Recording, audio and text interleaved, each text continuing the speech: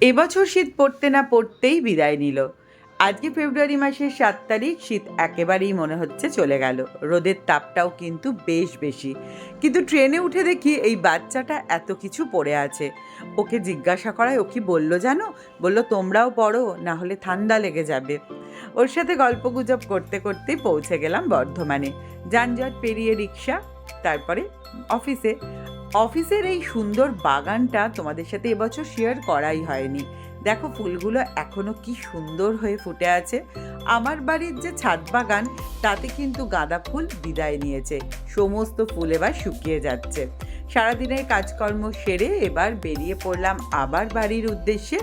ধরলাম ৫টা ২৫-এ train. Train একদম অন টাইম ছিল। বাইরে দেখো কত আলো, এই দেখেই বোঝা যাচ্ছে গরম খুব তাড়াতাড়ি আমাদের দরজায় কড়া নাড়ছে। বাড়ি ফিরে ১ কাপ চায়ে চুমুক দিলাম।